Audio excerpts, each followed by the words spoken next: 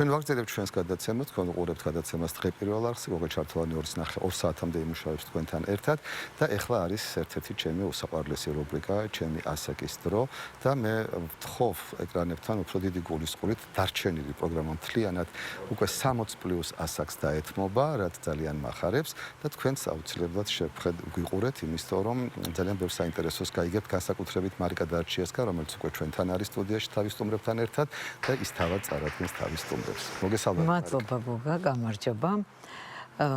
ხო, ჩვენი დრო, ჩვენი ასაკი.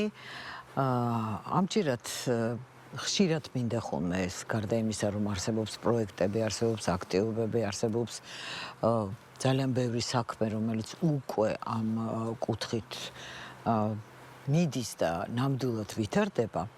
მაგრამ საერთაშორისო ორგანიზაციები, ჩვენი კოლეგები ყოველთვის გვირჩევენ ასეთ რამეს, რომ პოზიტიური მაგალითები იმისთვის, რომ სტიმული გქონდეს, როგორები უნდა ვიყოთ და არ შეუშინდეთ ასაკს, არის ძალიან მნიშვნელოვანი.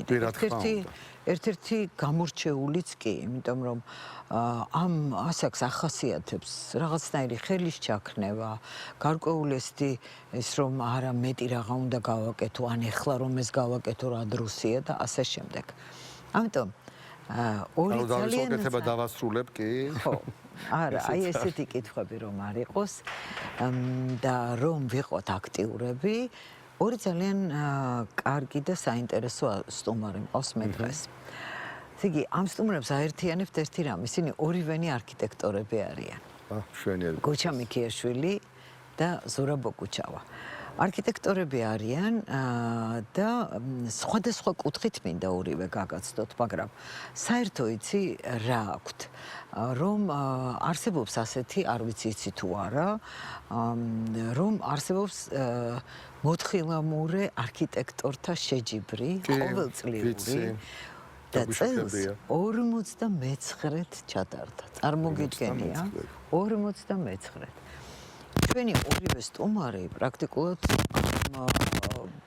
სტუდენტობიდან ამისი მონაწილეები არიან და ძალიან ბევრი რამე ალბათ ახსოვთ ამ პერიოდიდან. მოდით ასე დავიწყებ, იცი? გოჩა მიქიაშვილი, რომელიც არის ტექნიკური უნივერსიტეტის დიზაინის საერთაშორისო სკოლის პროფესორი. ეს სკოლა არ გეგონოს, ეს უმაღლესი სასწავლებელია და ფაკულტეტების სკოლები და ეს ინგლისურენოვანი ფაკულტეტი, ამასაც ძალიან დიდი მნიშვნელობა აქვს. ეხლა ალბათ ფონად წავა ის კადრების კია და სხვათა შორის ძალიან მინდოდა რომ ცალკე გასულიყო სიმღერა არაჩვეულებრივი, რომელიც ძალიან კარგმა კომპოზიტორმა დაწერა, ისიც არქიტექტორი იყო, გიო ცინცაძის სიმღერა ჩვენ ვართ არქიტექტორები, არქი სიტყვის რაინდები თუ და მართლაც აი ასე მინდა, რადგან მოდით აი ეს შეჯიბრი გაიხსენეთ. გოჩა, როგორი იყო ისტორია? 59 წელია პრაქტიკულად 59-ად ჩატარდა. და სტუდენტები იყავით თქვენ ალბათ, როდესაც მიიღეთ პირველად მონაწილეობა. ეს კიდევ იმართება, მე ძალიან მომწონს ხოლმე და მიყვარს გოგა, ალბათ შენც დამეთანხმები ამაში, როდესაც აი ძალა გაქვს, რომ ტრადიცია შეინარჩუნა. ეს ძალიან მნიშვნელოვანი რამაა. სურვილი ძალა. ხო, ძალა შესაძლებლობაც, იცი, უკვე შესაძლებლობა იმაზეა, როგორ ჩაერთვება ამაში. უკვე ახალგაზრდების აქტივობა ძალიან არის ჩართული. საიდან დაიწყო ეს ყველაფერი? როგორც მე მახსოვს, დიდი არქიტექტორის და ძალიან საინტერესო ადამიანის დამოწყება. ძალიან მოკლედ, თუმცა შემიძლია ცოტ გამწობილათაც ვილაპარაკო შეგიძლიათ, მაგრამ ჩვენი ფორმატიდან გამომდინარე ძალიან მოკლედ გეტყვით ამის შესახებ. თუმცა ეხლა თქვენთან ერთად თვალს რო ვადევნებ ამ კლიპს, რომელიც თქვენს სტუდიაში შეიქმნა, არ შემიძლია არ გამოხატო ჩემი დამოკიდებულება. მან ძალიან ისეთი დადებითი განწყობა შემოიტანა ჩვენს გადაცემაში და როდესაც უყურებ აი ამ სიხარულით, ბედნიერებით სავსე სახეებს, აი შეხედეთ სახეებს, რომლებიც ისე მოხდენილად ატარებენ ამ ინტელექტუალობის ნიშნებს, როგორც რთული სათხილამურო ტრასების დაძლევის სპორტულ ჟინს, ხომ? არ შეიძლება მათთან ერთად ყოფნა არ მოგინდეს. ეს ადამიანები არქიტექტორები არიან, რომელიც მრავალი წელია ყოველწლიურად ატარებენ სამთო სათხილამურო ჩემპიონატებს. თუმცა ამ შეხვედრების თავარი მიზანი არქიტექტურასა და ქალაქმშენებლობაში არსებული გამოწვევების წარმოჩენა. აი ამ პრობლემების გადაჭრისადმი მიძღვნილ დისკუსიებში საზოგადოების ფართოფენების ჩართვა და განსაკუთრებით მნიშვნელოვანია არქიტექტორის სოციალური როლის წარმოჩენა ამ პროცესში. უნდა გითხრათ, რომ ეს შეხვედრები ყოველთვის გამოირჩევა შემოქმედებითი და სპორტული სულისკვეთების სიმბიოზით. აქ ორგანულად ერწყმის ერთმანეთს ტრასების დაძლევის ჟინი და შემოქმედებითი იმპულსები. ლადო მესხიშვილის ბატონო? აი ლადო მესხიშვილი როგორც მახსოვს რაღაცნაირად ყველაფერი პირველი ნაბიჯები. ბატონო, მე ამაზე რა თქმა უნდა გეტყვით, მოკლედ.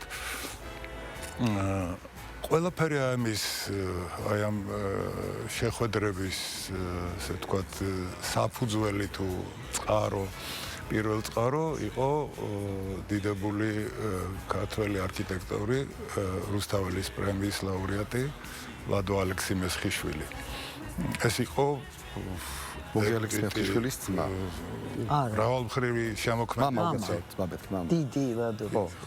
იმპულსებით დაჯილდოებული ადამიანი, სხვათა შორის საქართველოს ჩემპიონი კრივში და მოთხილამურე არქიტექტორთა ერთ-ერთი, ასე ვთქვათ, პირველი პიონერი.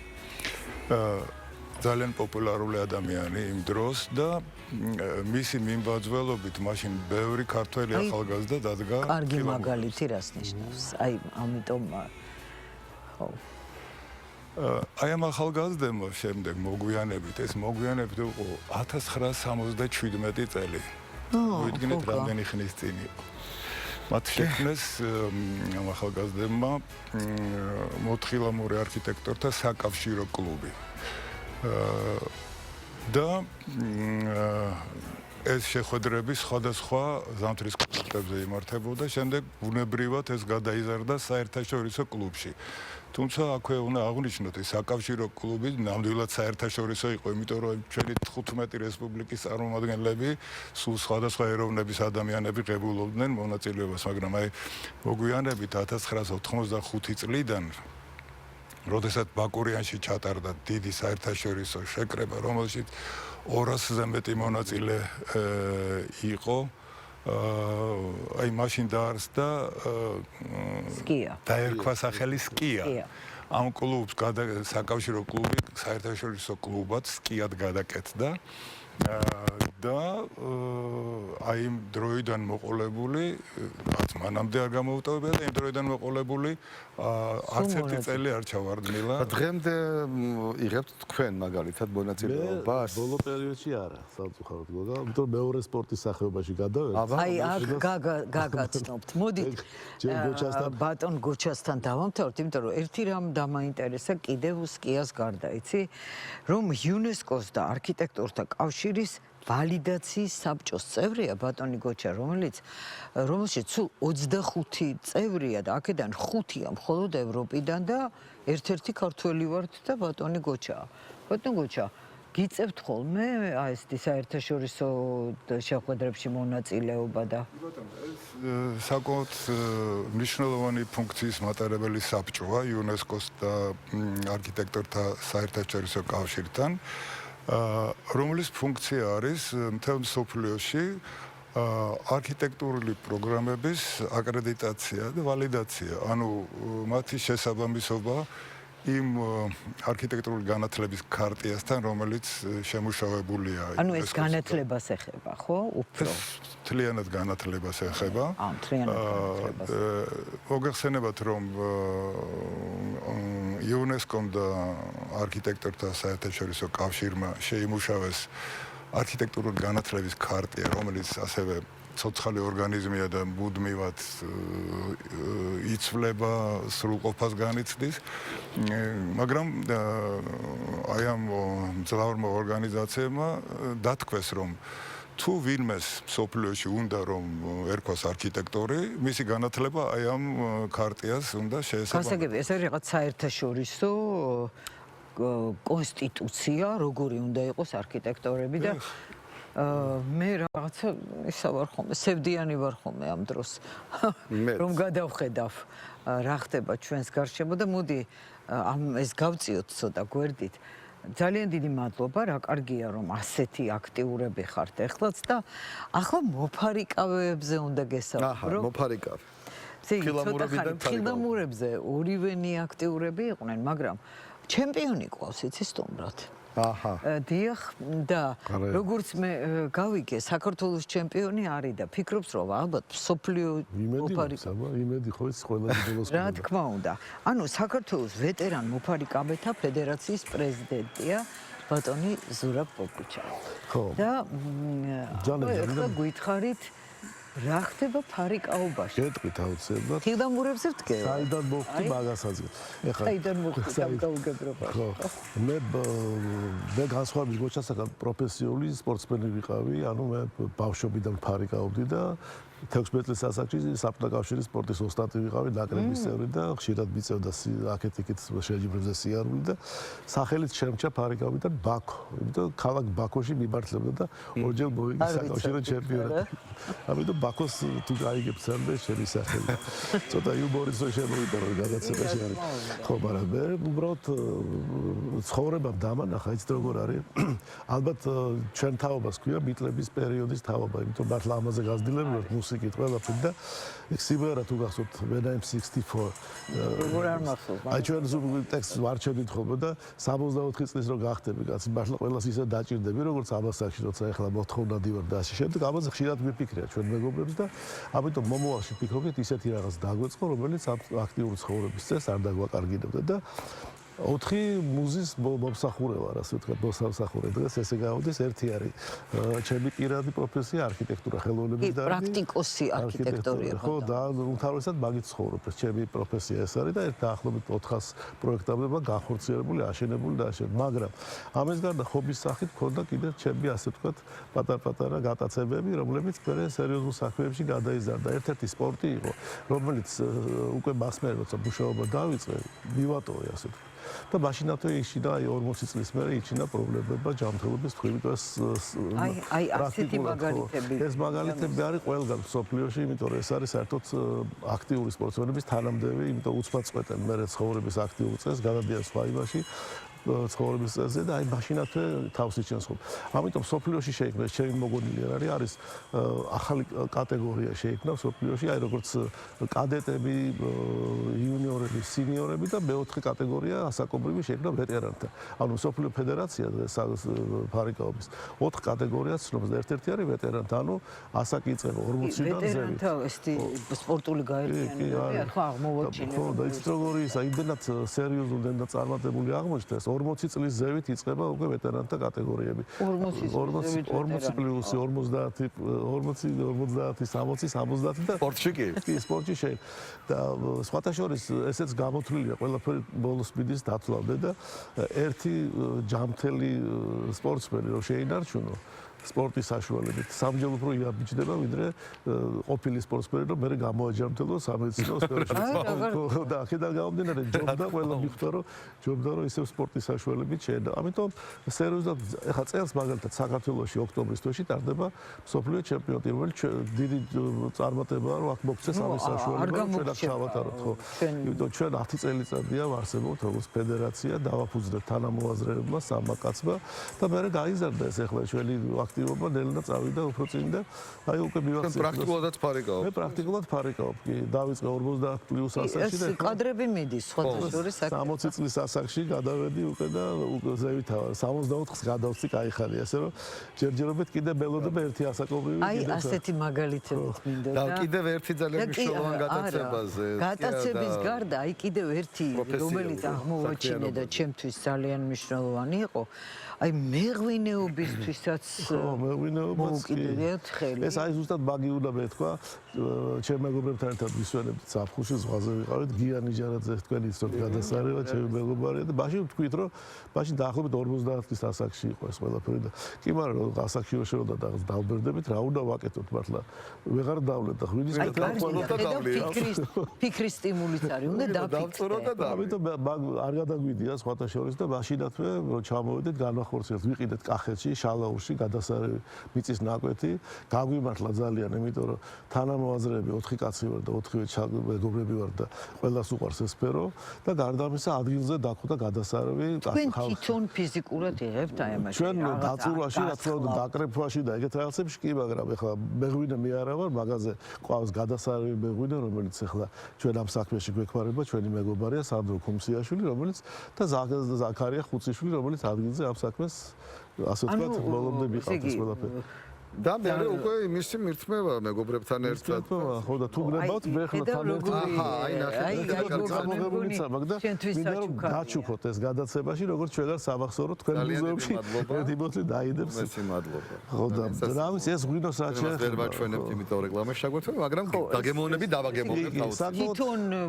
ნაკვეთი შალაურშია ხო თვითონ ნაკვეთი ეს არის სოფელი შალაური რომელიც ფაქტობრივად მიბმულია თელავზე და ეხლა ეს ცნობილია თან ეს ადგილი იმით რომ ჩვენს თავზე აშენდა ძალიან პოპულარული გახდა ქვევრები ესეთი სასტუმრო და ზუსტად ჩვენი კარის მეზობლები ვართ მოკლედ ძალიან კარგი და არა ერთი გოგა ბევრი დრო არ დაგვრჩა ისეთი ადამიანი ღვინო და სიმღერა რომელიც არის სიმღერები რომლებსაც აი სულ მგონია ხოლმე რომ აი რამდენჯერაც არ უნდა მოვისმინო იმდენჯერ მინდა ძალიან დიდი მადლობა რომ ასეთი სიმღერები გვაჩუქა მადლობა თქვენ რომ ბატონმა ზურაბმა გვაჩუქა ყვითელი ფოთლები საკვამურები და რომ არ დავემდურო ეს ესეთი სიმღერებია თუ არის თქვენ დაყურებელო და კომპოზიტორი ვინ არის კომპოზიტორი ავტორი თქვათ ესე სიმღერების ავტორი კომპოზიტორი მე როგორი გაუნაგზავნა გეთახმები 60 პლუსები მყავს დღეს კომპოზიტორები ძალიან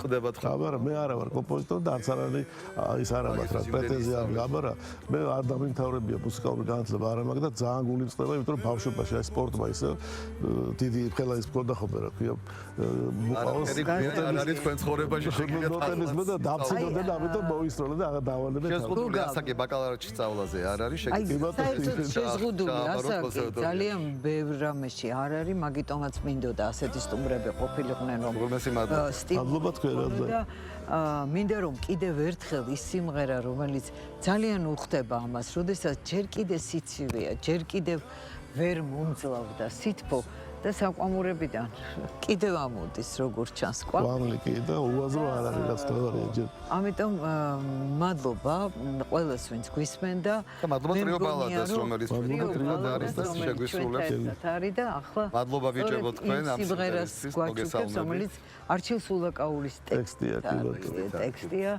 და ბატონი ზურაბ ბოკუჩავოს დიდი მადლობა გეშვით მადლობა იცოცხლეთ დიდი მადლობა თქვენ რას მოусმინოთ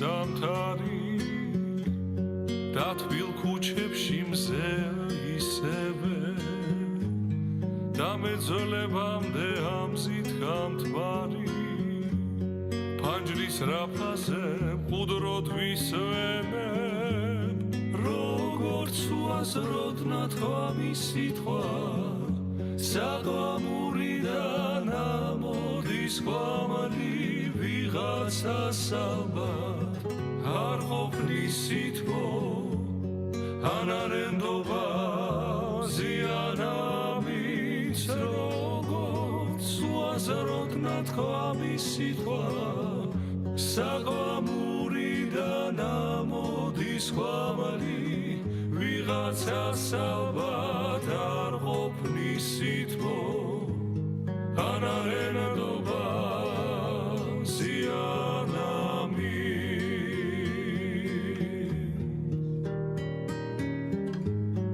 სახურავებზე მე მინდა მაინც მიმოვაფინო თოვლის ქულები რომ გავამართლო ეს შავი კვამლი და შეჯვარდლული საგვამურები როგორც უაზროდ ნათქვამი სიტყვა საგვამურიდან ამოდის კვამლი ვიღაცას ალბათ არ ყოფნის სითბო ანარენდობა მზიანამიც როგორც უაზროდ ნათქვამი სიტყვა საგვამურიდან ამოდის კვამლი ვიღაცას ალბათ არ ყოფნის სითბო ანარენდობა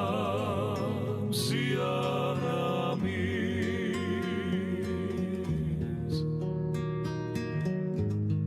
ანარენდობა